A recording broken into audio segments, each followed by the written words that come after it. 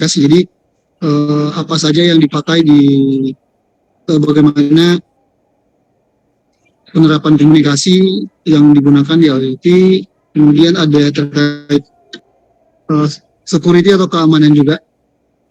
Jadi itu kita akan bahas hari ini. Ya, bagi yang belum open game, silakan open game ya. Nanti kalau misalnya tidak saya cek tidak ada, saya kick dari rumah aja.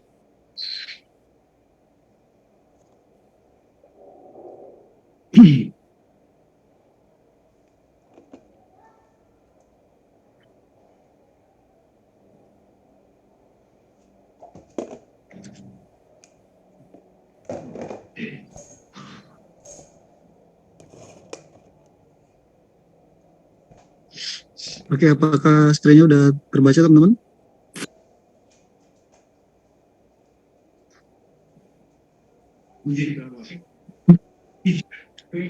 Teman-teman, apakah sudah terbaca? Terbaca, Pak. Sudah, Pak. Sudah, Pak. Sudah, Pak. Yang pertama kita akan bahas terkait security atau keamanan ya. Jadi sekarang ini karena kita masuk dalam era di mana kita selalu terhubung dengan sebuah jaringan internet ya. Kemudian IoT menjadi satu area yang memungkinkan setiap hal itu saling terhubung, maka keamanan menjadi satu hal yang penting. Kenapa keamanan itu penting? Karena nanti kita akan berhubungan dengan data yang dikirim maupun data yang diterima. Nah, apakah itu bisa diambil oleh orang atau tidak? Ini bicara soal IoT, soal bukan cuma sekedar data diambil, tapi sudah bisa merambah ke kontrol alat dari jarak jauh juga sudah bisa terjadi. Nah, di dalam IoT security sendiri itu terbagi atas 4 layer. Yang pertama ada aplikasi, ya. Kemudian ada platformnya, ada network, dan ada device. Nah, nanti akan kita bahas ini. Bagaimana dia berkolaborasi untuk saling mengamankan. Yang pertama kita lihat dulu kasus-kasus yang sering terjadi. Oke, jadi ini adalah kasus Tesla. Ya, jadi beberapa tahun lalu ada kasus terkait Tesla di mana Tesla ini bisa dikontrol oleh orang lain yang bukan punya mobil ya. Jadi orang lain ini ya, katakanlah si hacker ini itu dia tahu apa yang bisa dia lakukan. Jadi dia analisa hardware-nya, kemudian dia ambil semacam storage gitu, storage card ya. Jadi itu storage card itu kenapa diambil? Jadi itu bisa berguna untuk bypass sistem, sehingga dia bisa bikin koneksi yang koneksi palsu ke mobil. Nah, ketika koneksi palsu ini terhubung atau bisa berhasil diakses, maka berikutnya adalah dia bisa mengontrol mobil dari jarak jauh.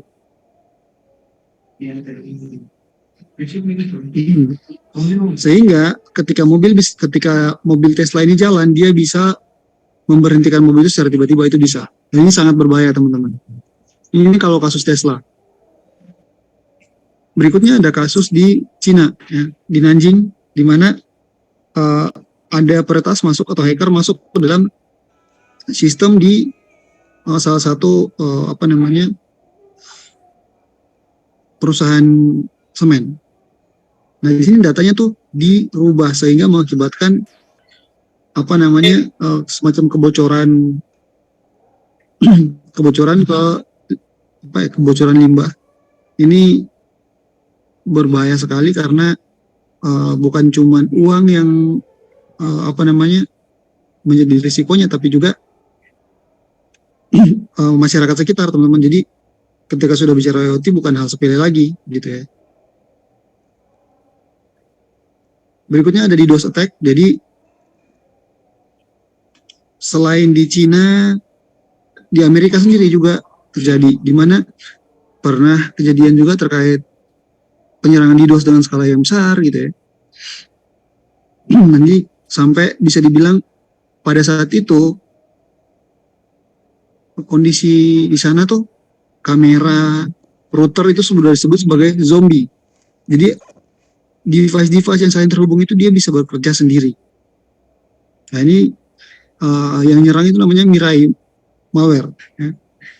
Nah itu mengakibatkan layanan internet itu tidak hidup di beberapa kota ya. Itu pada tahun 2016 di Amerika. Dan itu internet itu padam sekitar 5 jam. 5 atau 6 jam itu. Memang bayangkan kalau internet putus aja ya, kalau kemarin sempat Instagram atau WhatsApp putus aja udah repot ya. Ini internetnya yang putus ya, teman-teman tidak terkonek dengan apapun. Ini ada sedikit summary-nya. Jadi kalau kita bicara security ya, kita punya ada beberapa layer yang sudah saya sampaikan di awal tadi. Yang pertama kalau kita lihat dari kategori device-nya, itu ancamannya apa aja. Ya, kalau kita pakai yang namanya LPWA, Low Power Wide Area Network, itu yang pertama ada ancaman terkait trust key attack, kemudian ada intervensi ke software maupun firmware-nya, atau manajemen keamanan yang jarak jauh.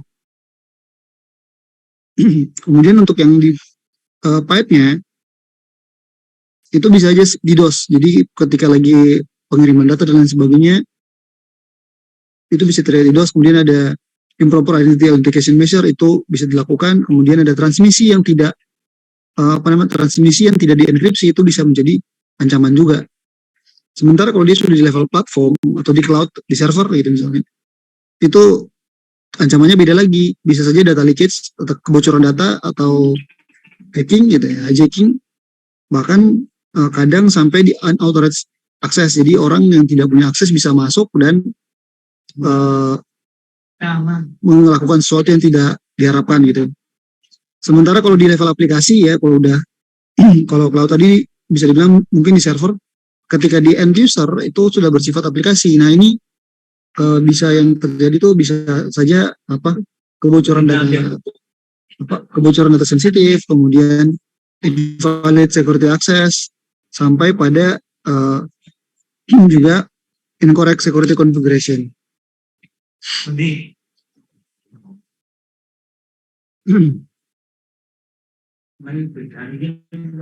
Nah ini adalah tren dari penyerangan yang terjadi teman-teman. Jadi tahun 1985 ya, tahun 1985 itu orang mau menebak password aja itu butuh skill yang cukup tinggi ya, teman-teman. Misalnya dari kurvanya. Jadi tahun 85 untuk butuh guessing password atau menebak password itu butuh skill yang sangat tinggi. Semakin ke sini ancaman dari penyerangan ini risikonya semakin tinggi. Ya bisa dilihat dari garis merah, semakin hari dia semakin tinggi gitu ya. Sementara requirement dari kemampuan dari penyerang atau hacker ini sendiri tidak tinggi, tapi semakin turun. Ini artinya apa? Kita semakin berbahaya. IoT ini semakin akan diserang. Kenapa? Karena dia sifatnya udah di level yang kalau teman-teman perhatikannya di ujung itu udah AI based attack. Ini AI based attack. Nah, AI based attack itu tidak butuh hacker yang jago. Dia nggak butuh hacker jago. Kenapa? Karena dia udah pakai tools. Jadi kelihatan nih yang biru ini kemampuan hackernya semakin kecil, semakin rendah, sementara ancamannya semakin tinggi gitu ya.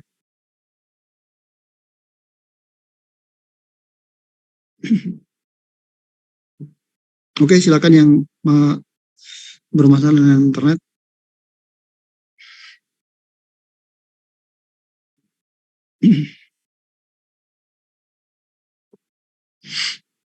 Nah, itu untuk kasus-kasus keamanan dan trennya. Ini berikutnya adalah salah satu arsitektur ya yang ditawarkan. Ini contoh, saya ambil contoh punya Huawei.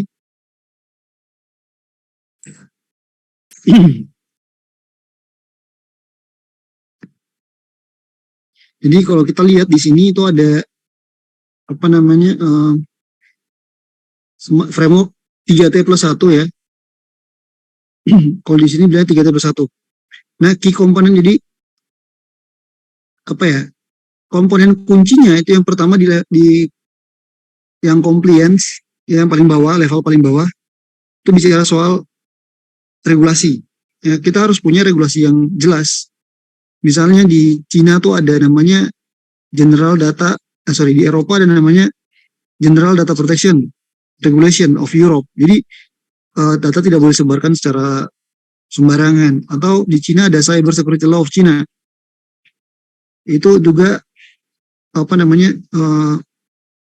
kita harus jadi kalau di China itu yang Cyber Security Law of China itu udah nggak boleh sembarangan. Bahkan mereka kan nggak terima, mereka nggak punya Facebook dan Twitter, mereka punyanya Weibo gitu kan.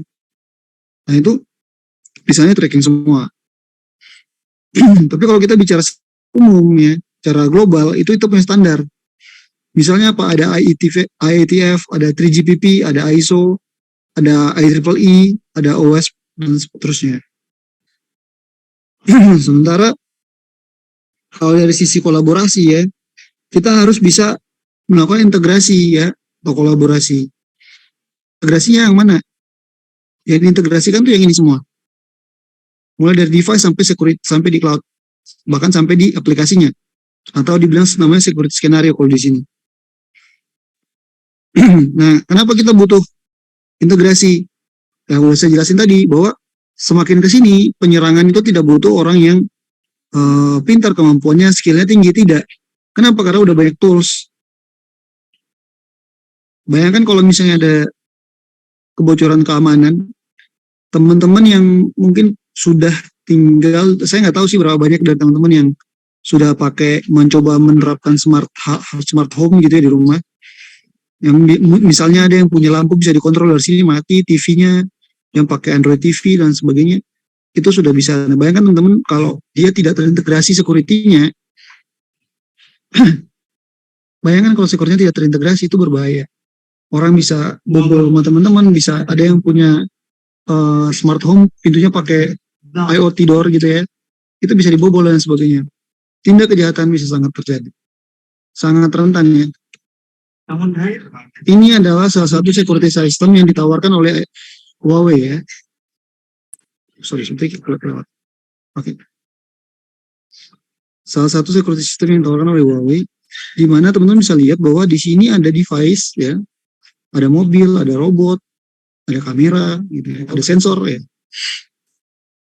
Nah ini di sini mereka ini kan akan kirim data ke platform. Ya, kirim data ke platform pakai jaringan. Yang mana jaringannya bisa lewat 2G, lewat 3G, lewat 4G, terus pakai LTE, IoT, dan lain sebagainya lewat gateway. Data dikirim ke platformnya. Dari platform, data kemudian akan diambil ke aplikasi end user. Apakah dia itu smart home, apakah itu berupa transportasi, smart parking, atau smart metering. Nah ini, ini harus bisa dibungkus dalam sebuah yang namanya IoT security. IoT security di mana dia dimulai dari device. Dimulai dari device security ya. Jadi device security itu di level alat. Apakah mobil, apakah robot, apakah sensor, ataukah kamera. Kemudian untuk akses security itu di jaringan dan platformnya. Ya, akses security dari jaringan dan platform. Kemudian ketika bicara soal sudah di aplikasi, di end user, itu di smart home, transportasi, smart parking, smart meter, itu kita bicara soal data security. Ya. Tapi semuanya harus dibungkus jadi satu, namanya IoT security, jangan terpisah. Kalau terpisah berbahaya juga, karena dia kan tidak terintegrasi. Ini makanya tadi saya sampaikan bahwa dia harus terintegrasi. Nah, yang kalau diintegrasikan, semuanya namanya IoT security.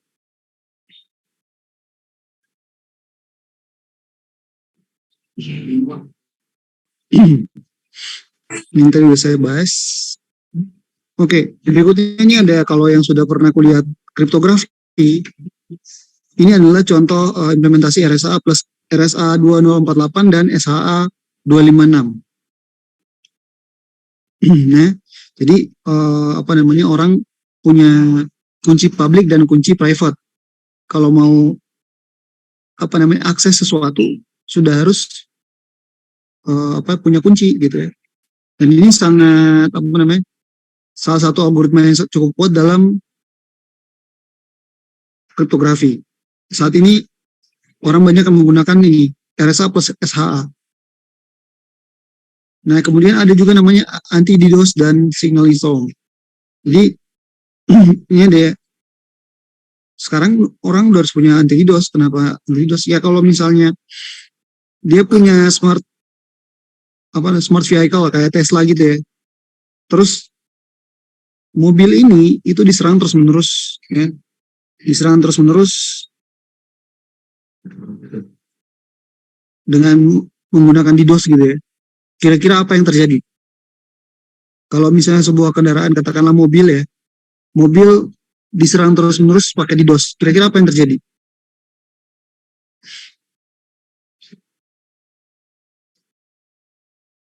Kira-kira apa yang terjadi teman-teman? Kalian bisa jawab? Fajar? Tabrakan mungkin, Pak. Kenapa, Pak? Kecelakaan. Oke, kecelakaan apa lagi?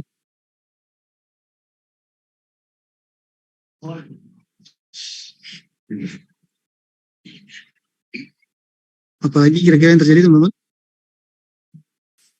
Harvito, apa yang terjadi kalau sebuah smart vehicle diserang terus-menerus dengan DDoS? Dapat mungkin Pak.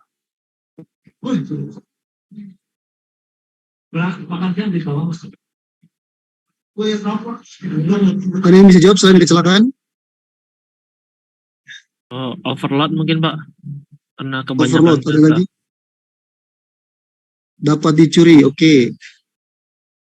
Overload, dapat dicuri, kecelakaan, apa lagi?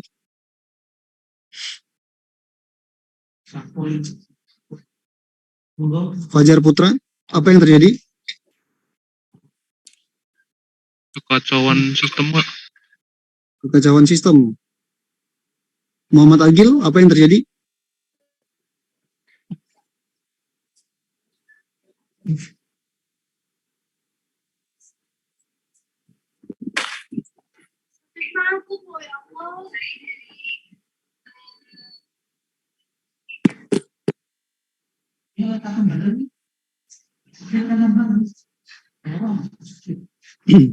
Mobil dapat dilacak oleh pihak yang tidak bertanggung jawab. Oke.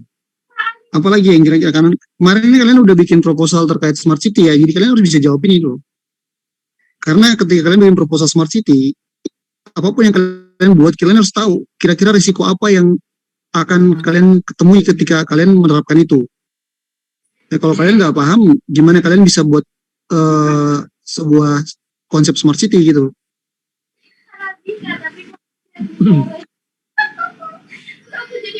Oke, ada lagi nggak?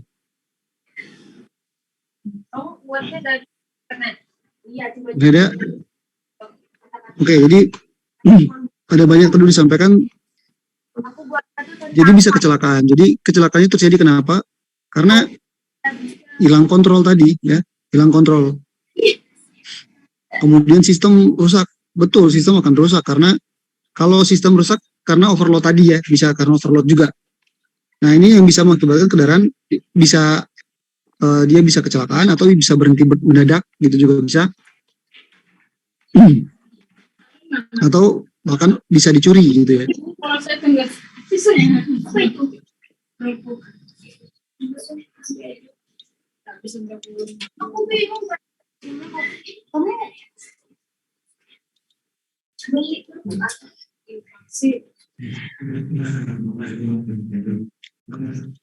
Oke, ini ada salah satu semacam solusi atau framework, kita bilang framework ya. Jadi dari level bawah, dari level device, itu data akan dikirim ke platform. Nah, di sini ada namanya protokol, teman-teman. Ya. Bagi yang mungkin nyimak di perkuliahan Jarkom, ada yang namanya protokol. Protokol itu ada HTTPS, ada MQTTS. Nah, ini sebelum saya lanjut, apa itu HTTPS? Ini kan udah dapat apa pemrograman web semua kan. HTTPS dan MQTTS itu apa sih?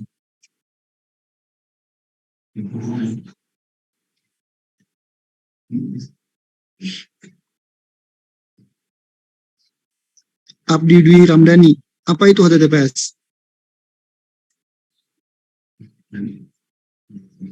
Andi Rahmawan. Hypertext Apa? transfer Nggak jelas ya. Diketik aja kalau nggak jelas. secure. Iya, itu kepanjangan yang mesti dia ngapain ya, HTTPS itu ngapain sih, itu dia tuh apa, terus buat apa gitu loh. Saya nggak tanya kepanjangannya, saya tanya dia tuh apa dan buat apa gitu.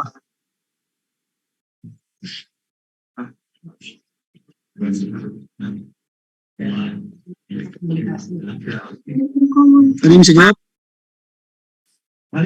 Mengamankan komunikasi Untuk keamanan komunikasi. Oke, ada lagi ya, protokol apa itu dia? transmisi data. Protokol transmisi data. Kalau MQTT apaan? MQTTS.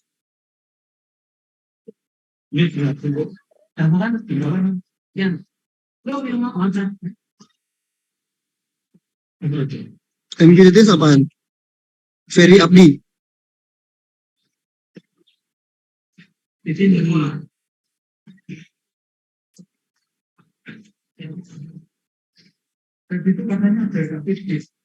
Ada yang bisa jawab nggak? MQTTS itu apaan sih?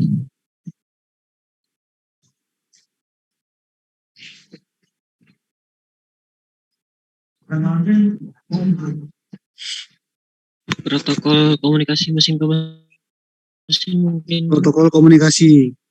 Nah, bedanya MQTTS sama HTTPS itu apaan sih?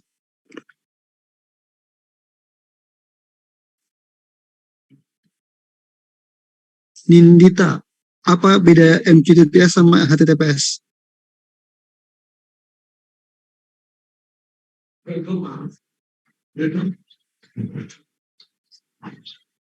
Kapasitas dari pengiriman datanya, Pak. Dari apa? Apa adanya?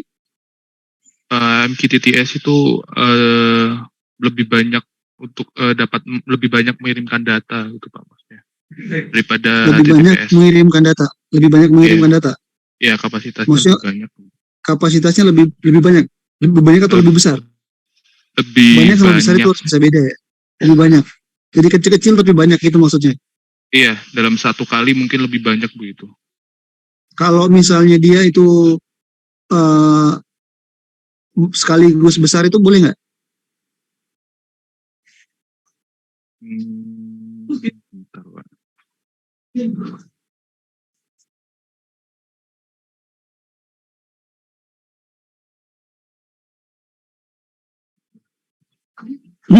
Kira-kira boleh nggak? Mungkin Nah, ini udah untuk kapasitasnya untuk range-nya mungkin dalam 1 menit gitu Pak. Dalam 1 menit HTTPS hanya bisa mengirimkan berapa data, kalau MQTTS berapa data begitu Pak. Oke. Jadi nanti memang tergantung dari, memang ada batasannya, ada limitnya. Tapi kembali lagi tergantung kepada engineer-nya mau dimaksimalkan atau tidak, gitu ya. Jadi kita akan kirim data dari gateway atau device kita ke platform, ya. Jadi di platform itu ada apa sih di sana? Itu ada manajemen portal. Nanti data yang dikirim ini akan dikirim ke aplikasi mana? Itu lewat platformnya. Platform yang menentukan. Ya. Dia harus lewat port berapa? Itu ada di platformnya, gitu ya. Jadi bukan asal ngirim data gitu ya. Tapi bahkan sampai di port yang mana itu ditentukan.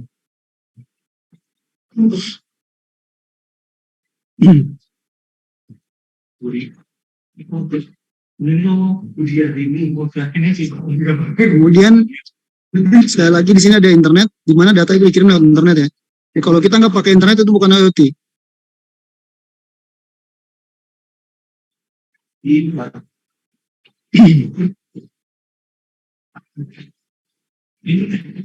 Ini ada beberapa IoT cases di mana sudah ada penerapannya ya. Ini udah ada penerapannya. Jadi salah satu penerapan itu ada di security untuk sepeda. Kenapa security untuk sepeda? Kalau di Indonesia, saya rasa di Indonesia tuh orang yang pakai sepeda kemana-mana untuk dia ke sekolah atau ke kampus atau kerja itu nggak banyak. Tapi di luar negeri banyak, teman-teman. Makanya sepeda-sepeda di sana itu sudah terintegrasi dengan satu buah sistem. Jadi bisa tahu siapa yang pinjam, siapa yang pakai sepeda mana dan sebagainya. Ini penting ya karena di sana itu sifatnya ada yang sifatnya sharing gitu ya.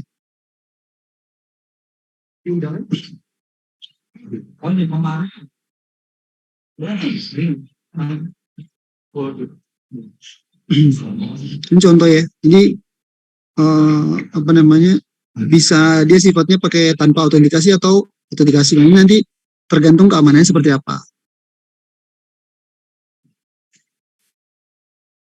Oke, untuk security ada pertanyaan?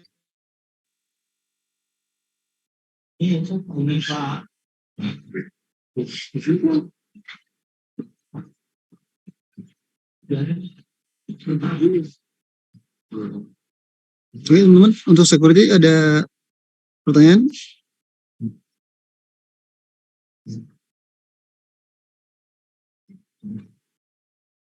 Kalau nggak ada, saya akan masuk ke komunikasi ya. Ini yang tidak kehidupan kamera saya remove aja ya, supaya nggak beratin bandwidth, yang lain bisa belajar dengan baik.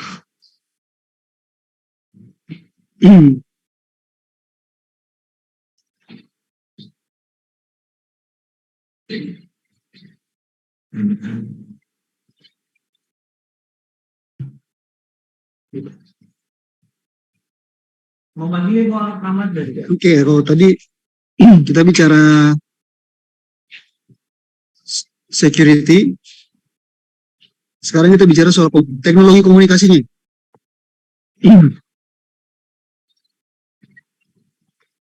Jadi kalau kita bicara IoT dengan komunikasi atau apa yang harus device, baik device maupun jaringan, itu adalah sesuatu yang tidak bisa dipisahkan gitu ya. Yang tidak bisa dipisahkan. Karena dia itu merupakan sebuah fondasi ya. Fondasi kalau kita mau bagaimana kita bisa membuat sebuah device yang berbasis IoT tapi kita nggak punya alat komunikasi, itu nggak mungkin karena dia fondasinya gitu. Nah, secara umum teknologi komunikasi itu dibagi atas dua.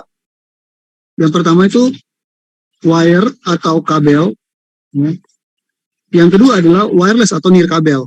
Jadi bisa pakai kabel yang wired atau yang wireless. Nah, pertama kita akan bahas terkait yang wire communication dulu. Ya. Mungkin. Yang wire communication ini teman-teman pasti sudah terbiasa ya. Kita tahu ya namanya LAN, itu pakai namanya Ethernet, teknologinya Ethernet, dia pakai TCP/IP. Apa itu TCP/IP sih? Saya penasaran. Ada yang tahu apa itu TCP/IP nggak? Vincent, apa itu TCP/IP?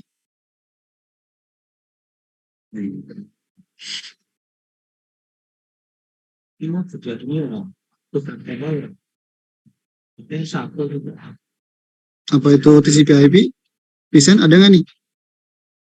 Standar komunikasi data, Pak. Yang Apa? untuk standar komunikasi data. Standar komunikasi data. Oke. Pak. Ada yang lain? Jadi kita punya teknologi namanya Ethernet ya. Itu bisa sampai di transmisinya bisa sampai 1000 megabit per second ya. Bisa sampai 1000 megabit per second. IoT. Kelas IoT.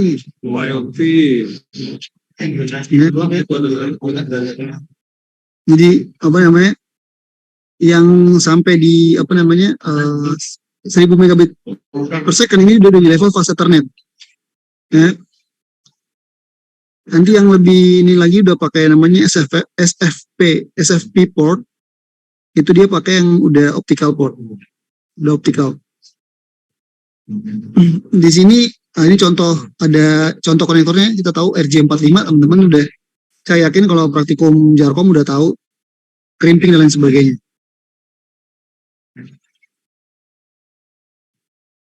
Nah, ini adalah contoh apa namanya kabel ya. Jadi kita punya kabel sama konektor. Jadi biasanya kita pakai konektor RS232 dan RS485. Itu kalau untuk kabel. Jadi bukan cuman teman-teman jangan pikir bahwa ini mirip kabel VGA nih, gitu ya. Oh ini kabel VGA nih, cuman pakai buat VGA doang, buat layar doang. Enggak. Itu bisa dipakai untuk ya namanya juga transfer data ya, komunikasi. Nah kalau yang RS232 itu kurang dari 20 meter. Sementara yang RS485 itu bisa 300 sampai 500 meter di kenyataannya. Walaupun teorinya bilang bisa sampai 1 kilo gitu ya. Kemudian yang jadi problem itu adalah dia itu unbalanced, dia tuh masih single end communication, jadi cuma antara dua one to one ya. Kalau yang RS232 itu cuma antara dua perangkat. Sementara kalau yang RS485 itu bisa sampai 128 transceiver. Jadi dari satu bisa dicolok ke hubungan ke yang lain. Nah, yang jadi problem adalah transmisinya. Ya, kalau teman-teman transmisi datanya cuman kalau yang RS232 cuman 30 kilobit. Sementara RS485 itu 10 megabit. Nah, ini teknologi komunikasi yang lain yang teman-teman ya saya rasa teman-teman semua pernah pakai. Namanya USB. USB itu Universal Serial Bus. Nah, ini sekarang udah pakai di banyak tempat tuh karena kemampuan dia untuk mengirim data yang sekarang boleh dibilang sangat cepat ya. Karena kita punya sekarang udah Type A, Type B, yang sekarang transfer datanya cepat, dipakai untuk charging, fast charging, super fast charging, itu pakai USB Type C.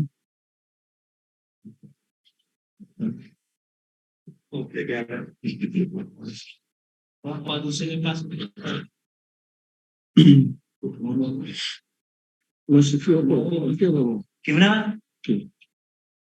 Pasarnya, gaya kaisang.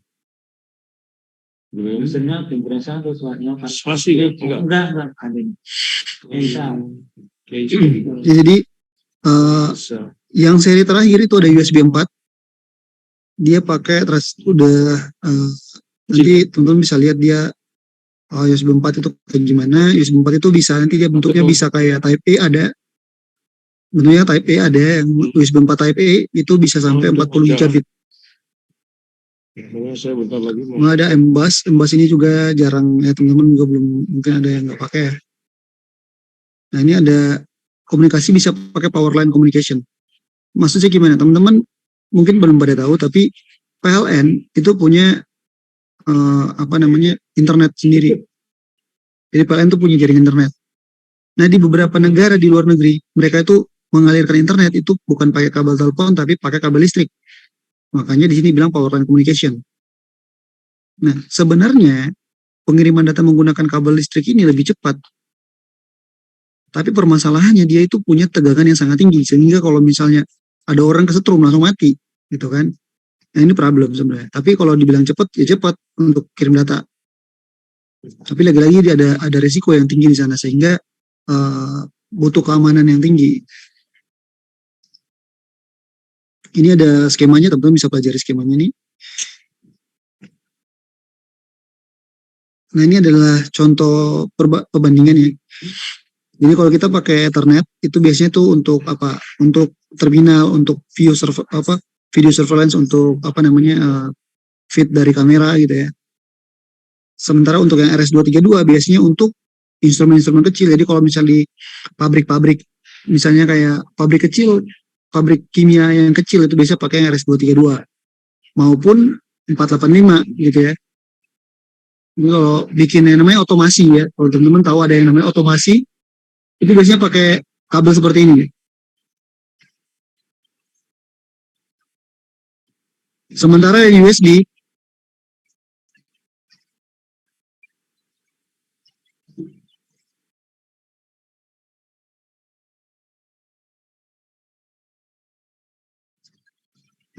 sementara maaf tadi ada yang ada kereta lewat gitu ya. Sementara untuk USB ini kan USB ini sekarang semua device sudah punya, rata-rata udah bisa menerima USB, sehingga dia dipakai lebih sering dipakai di smart home, office maupun mobile device. Sementara PLC maupun MBUS ini lebih ke industrial ya, industrial. Nah sementara kalau PLC, nah ini masih di level, kalau di Indonesia sendiri masih hanya dipakai di beberapa tempat sih. Jadi dia nggak full gitu.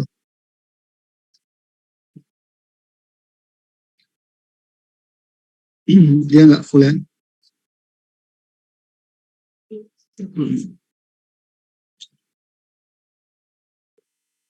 Oke, sampai di sini ada pertanyaan terkait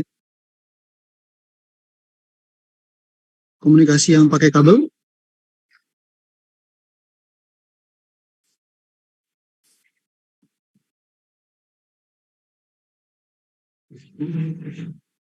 Oke, belum ada. Oke, sekarang kita masuk ke yang wireless komunikasi. Jadi komunikasi wireless itu teman-teman udah, saya rasa teman-teman udah tahu, dan mulai dari inframerah dan seterusnya ya. Tapi di sini kita mulai dari Bluetooth. Bluetooth ini sekarang sudah sangat canggih ya.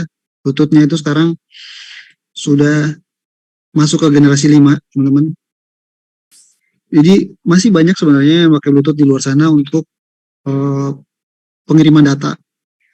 Dan teman-teman kalau lihat di beberapa kendaraan juga ya, kendaraan mobil gitu maksudnya, atau motor, bahkan motor sekarang pakai Bluetooth. Ya.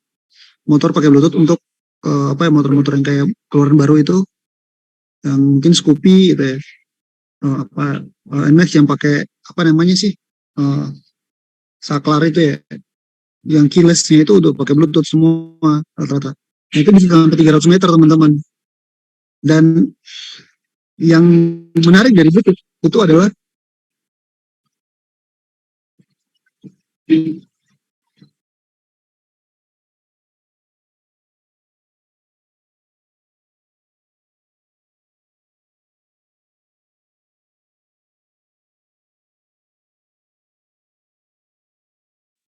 yang menarik dari Bluetooth itu adalah sekarang sudah ada namanya Bluetooth Low Energy, teman-teman. Bluetooth Low Energy ini dia punya sebuah mekanisme. Yang pertama, dia sudah pasti energinya tidak banyak. Kita pakai baterai biasa aja bisa tahan lama gitu ya. Dan dia tuh supportnya tuh bukan cuma point to point, tapi sudah bisa one to many maupun dalam level many to many. Jadi kalau teman-teman bikin satu lingkungan smart, mau bikin smart environment, itu bisa pakai yang Bluetooth aja ya. Tapi yang Bluetooth yang limited itu atau yang udah punya label Bluetooth Low Energy. Kenapa dibutuhkan yang Bluetooth Low Energy? Karena kita nggak butuh konsumsi energi yang banyak kalau kita pakai device gitu ya. Keuntungannya apa? Keuntungannya tuh kita bisa kirim data cepat, security-nya tinggi. Kenapa security-nya tinggi? Karena ya cuma di situ aja gitu kan. Gak bisa diakses dari terlalu jauh. Ya paling nggak 300 meter kan. 300 meter itu kan kalau orang mau apa-apa kan kita bisa kelihatan. Kemudian adalah low power consumption. Nah, tapi ada namanya disadvantage-nya. Disadvantage-nya adalah yang pasti tidak cocok untuk banyak deployment untuk banyak titik. Jadi kalau teman-teman bikin yang terlalu banyak itu nggak cocok. Yang berikutnya dia cuman ada sedikit jenis yang bisa di pairing sama Bluetooth-nya. Berikutnya ada Wi-Fi 6. Ini teman-teman harusnya udah pada tahu ya. Kalau laptop keluaran baru biasanya udah Wi-Fi 6. Wi-Fi 6 ini salah satu contoh, dia punya range-nya lebih jauh ya. Dia range-nya lebih jauh. Kemudian transmisinya lebih tinggi, lebih besar. Rate-nya tuh sampai di level 9 gigabit per second. Nah, keuntungannya apa? Keuntungannya coverage-nya luas ya. Jadi radiusnya semakin besar, kemudian pengiriman datanya lebih cepat. Permasalahannya adalah security, keamanannya itu yang lemah ya, teman-teman sendiri.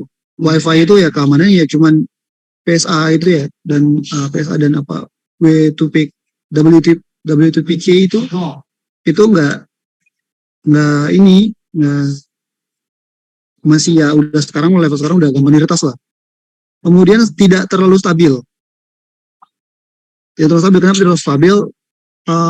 Wi-Fi ini cenderung dia punya gelombangnya tuh masih kadang muncul, kadang tidak gitu ya. Walaupun kadang kita di ruang kadang-kadang tiga di satu, kita kalau duduk satu tempat kadang dia jadi 3 bar, kadang jadi 2 bar, kadang full gitu. Itu maksud dengan low stability. Di satu sisi dia juga untuk menghidupkan WiFi kita butuh power yang lebih besar dari Bluetooth. High power consumption. Kita harus colok listrik. Dia harus dia punya tekanan harus di yang 220 volt.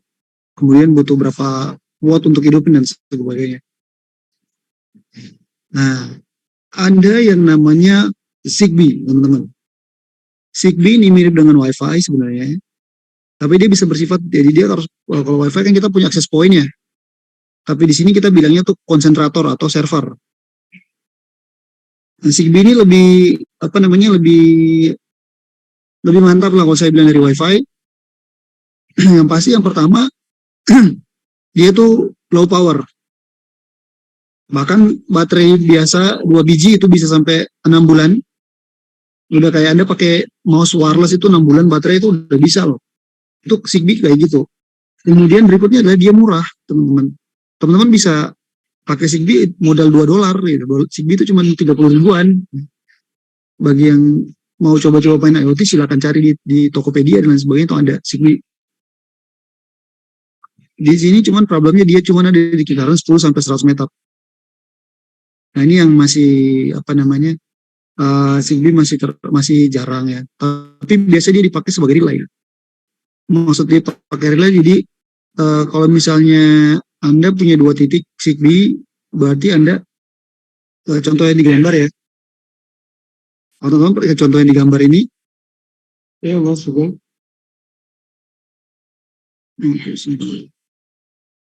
Perhatikan di gambar ini ada Zigbee 1 yang di sini. Iya, yang FPI maksud saya. Nah, ini tuh dia tuh ngambil sinyal dari Zigbee yang ini. Jadi dia tuh bisa saling relay kalau pakai Zigbee. Ini kan Mas Sugeng udah pulang ya? konsentratornya kan di Kita sini. siapa ya, Mas ya? Dia bisa kayak gitu, teman-teman. Iya, maksud saya bisa nggak selesai itu di gulungan itu ditaruh di sapam sama penelit. Saya Selain Zigbee dia dengan C-Wave. di hotel. C-Wave ini dia RF base ya, mirip dengan Zigbee bisa tadi. minta tolong Mas Sugeng. Cuman problemnya tuh standarnya tuh nggak problem dari C-Wave Iya, ini adalah LCD. Bisa standarnya tidak open. Satu Maksud sama tidak aja. open itu Satu ya dia harus sama dia aja. Kalau kita mau pasangin Zigbee sama C-Wave itu nggak bisa biasanya misalnya sore gitu. atau maghrib saya ambil soalnya besok pagi mau dipakai. Harus jenis yang sama. Jadi matur ya, matur Mas Sugeng. Oke, ini adalah perbandingan dari 4 teknologi komunikasi yang saya sampaikan tadi. Berikutnya ada seluler, ya. Seluler ini yang teman-teman sudah pakai ya. Internet dari HP gitu. Jadi zaman di awal dulu tuh kita punya teknologi namanya 2G ya, 2G atau ada yang bilang namanya GSM, Global System for Mobile Communication. Jadi kalau nggak tahu GSM itu apa, kepanjangannya Global System for Mobile Communication. Kemudian kadang juga ada yang bilang dia tuh GPRS. Ya, GPRS itu adalah General Packet Radio Service. Dia ini sebuah layanan yang mana digunakan untuk transmisi data ketika teman-teman punya handphone yang udah bisa GSM. Ya. Saya bilangnya handphone karena pada saat GPRS sama GSM itu keluar itu dia belum smartphone, dia masih sifatnya handphone. Setelah 2G kita punya namanya 3G ya. 3G itu dari third generation. Pada 3G ini dia udah bisa yang CDMA 2000, ada WCDMA maupun TDC-DMA. Bahkan yang kalau di beberapa HP sebelumnya itu dia sebelum masuk ke 4G atau LTE dia akan punya yang namanya HSPA+. Ya, ini tidak banyak HP yang punya support kayak gini. Seingat saya hanya ada di beberapa handphone dan salah satunya tuh dulu itu yang mereknya Sony Ericsson. Jadi Sony Ericsson itu yang punya HSPA+. Itu dulu banyak yang nyebutnya 3,5G gitu ya. Jadi dia semacam upgrade dari 3G. Oke, yang sekarang kita nikmati di Indonesia itu yang 4G, 4th Generation Mobile Communication Technology. Jadi 4G itu dari fourth generation. Nah, 4G sendiri dia itu terbagi atas dua, ada LTE TDD dan LTE FDD. Nah, 4G ini dia bisa transmit data yang lebih dari 100 megabit dan bahkan bisa diterapkan di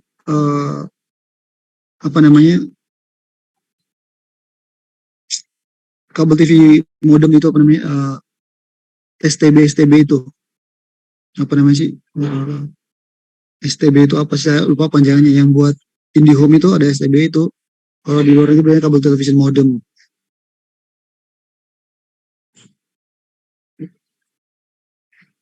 Jadi kalau Anda bisa, ya rata-rata Anda nonton Netflix, pakai WA dan sebagainya, sekarang tuh pakai 4G. Ya. Jadi kalau di Eropa ada standar, tuh ada standar dari level 1 sampai level 10.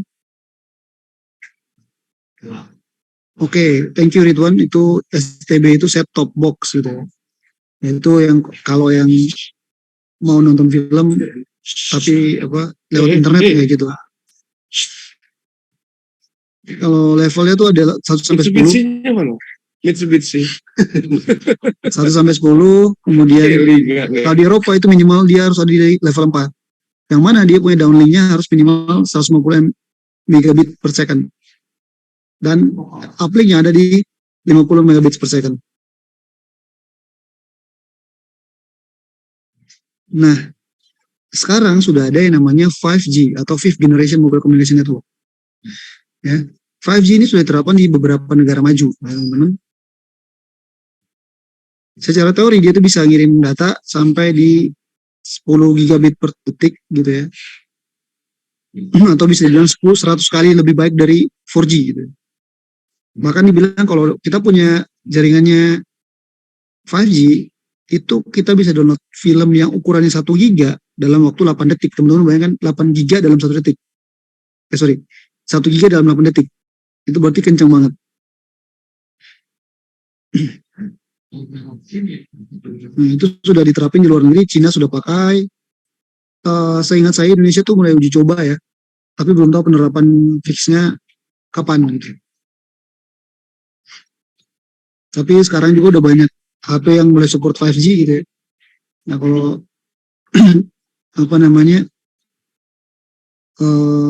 ini masuk maka akan lebih cepat lagi kita transmisi datanya semakin cepat. Akan mempermudah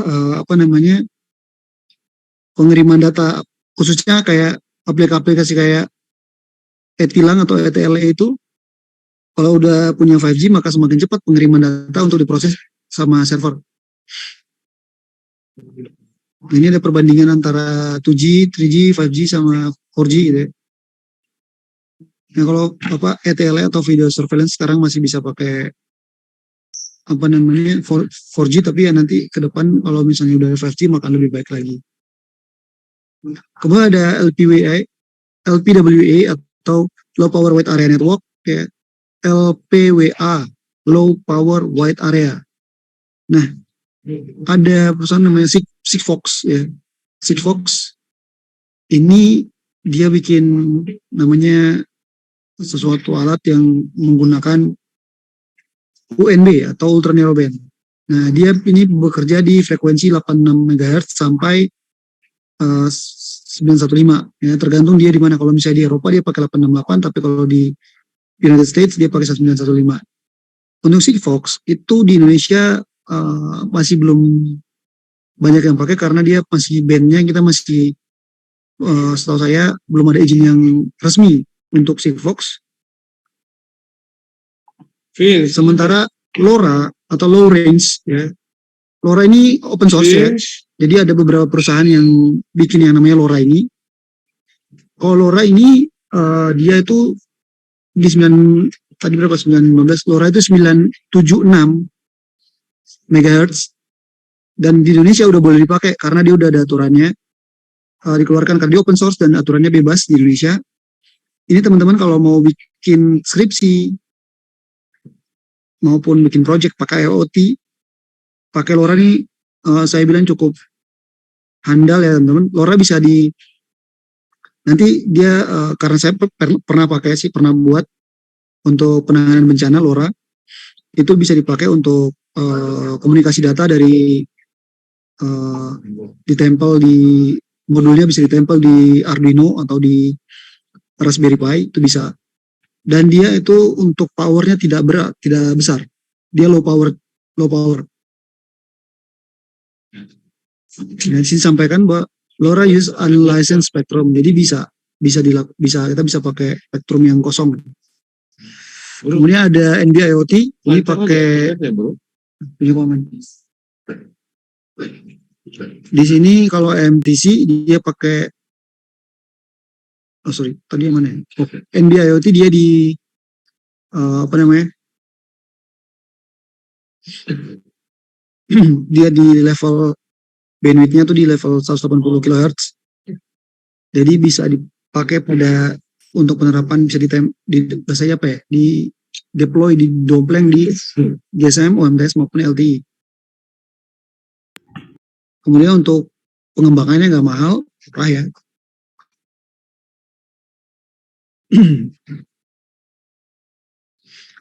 Udah gitu dia kita bisa mobile. Jadi di sini bilang NB-IoT support base station positioning dan mobility scenario. Jadi kalau teman-teman mau punya server bergerak, disarankan pakai NB-IoT. Tapi kecepatan mobil maupun motor, ya, yang sementara dipakai sebagai server itu tidak boleh lebih dari 80 km per jam. Semua ada MTC ini punyanya Ericsson. Nanti ini basicnya dari LTE. Ini ada comparisonnya teman-teman. Jadi cocoknya pakai apa gitu ya. Bisa dilihat jaraknya yang paling jauh siapa gitu ya. Kalau pengalaman saya pakai LoRa, kemudian LoRa itu pengalaman saya tuh di sekitar 12 sampai 15 kilo masih bisa. Kalau di sini kan 12 sampai 20 ya. Kadang teori sama praktik di lapangan beda soalnya. Tapi pengalaman saya dari 3 ini, dari 4 ini saya pakainya yang LoRa. Itu 12 sampai 15 kilo masih bisa pengiriman datanya. Oke, sampai di sini untuk teknologi komunikasinya. Ada pertanyaan teman-teman?